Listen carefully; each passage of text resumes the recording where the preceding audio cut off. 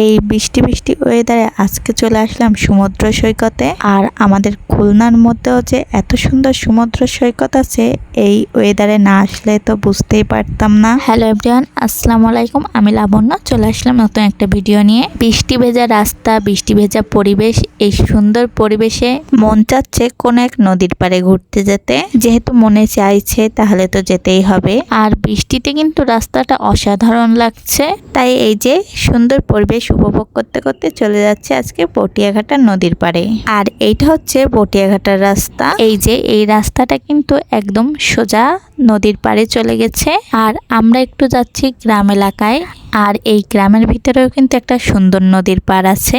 আর এই জায়গাটার নাম হচ্ছে কচুবনিয়া। এই রাস্তা দিয়ে যেতে গেলে সামনে একটা ভূমি অফিস পড়ে, আর ভূমি অফিসের কিছুটা সামনে নদীর পাড়। সোজা চলে গেলে হচ্ছে সামনে শ্মশান ঘাট পড়ে। আর আমরা চলে যাচ্ছি এই যে এই মাটির রাস্তাটায়। যেহেতু এখন বর্ষাকাল, আর বর্ষাকাল হওয়ার জন্য এই রাস্তাটার অবস্থা ভীষণ খারাপ ছিল। আমি ভাবতেও পারিনি বর্ষার জন্য এই জায়গাটার অবস্থা এত খারাপ হবে। শেষমেশ বাইক থেকে নেমে হাঁটা শুরু করলাম, কাদার জন্য তো যেতেই পারছিলাম না। আর আমি তো এখানে এসে পড়েছিলাম মহা বিপদে। আমি আগেও একবার এসেছিলাম, তখন তো রাস্তাটা একদম শুকনা ছিল।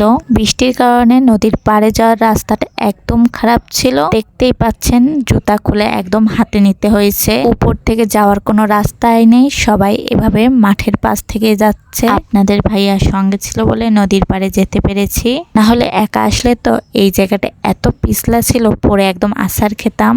এইখানের কাদা এত পিছলা, আপনাদের ভাইয়াকে ধরে ধরে তারপরে নদীর পাড়ে এসেছি। আর কষ্ট করে আসাটাও কিন্তু আমার সার্থক হয়েছিল, কারণ নদীতে ছিল অনেক ঢেউ। মনে হচ্ছিল আমি কোনো সমুদ্র সৈকতে চলে এসেছি। যারা খুলনায় আছেন বিভিন্ন ব্লগারদের ভিডিও দেখে মনে করছেন আপনারা এই জায়গাটা ঘুরতে যাবেন, কিন্তু তাদের আমি বলবো এই জায়গাটা বর্ষাকালে খুবই বিপজ্জনক।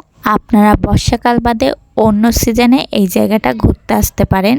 আমি তো আরো শাড়ি পরে এখানে এসে পড়েছিলাম মহাবিপদে। দেখতেই পাচ্ছেন আমার পা দুইটার কি অবস্থা কাদাতে। এইখানে আসার শখ তো আমার পূরণ হয়ে গেছে। আমি তো বর্ষার সিজনে আর এখানে আসবই না।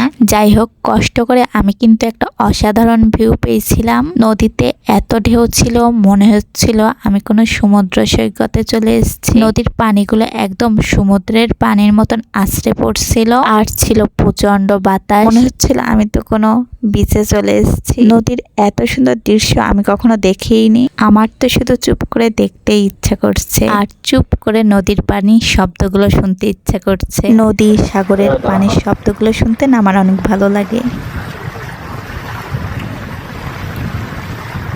তারপরে এই যে পাড়ে উঠে আসলাম, যেহেতু সন্ধ্যা হয়ে যাচ্ছে। আর আমিও গেছিলাম সন্ধ্যার একদম আগ মুহূর্তে, তাই জন্য ছবি ভিডিও সবগুলোই অন্ধকার অন্ধকার এসছে।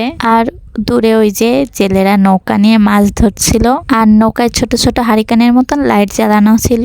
সন্ধ্যার আগ মুহূর্তের এই দৃশ্যটা দেখতে কিন্তু অনেক সুন্দর লাগছিল। আজকে আমার ভিডিওটা এই পর্যন্তই। সবাই ভালো থাকবেন, সুস্থ থাকবেন। দেখা হবে নেক্সট ভিডিওতে। আর আমার ভিডিওটা ভালো লাগলে সবাই লাইক, কমেন্ট, শেয়ার করতে ভুলবেন না। আল্লাহ হাফেজ।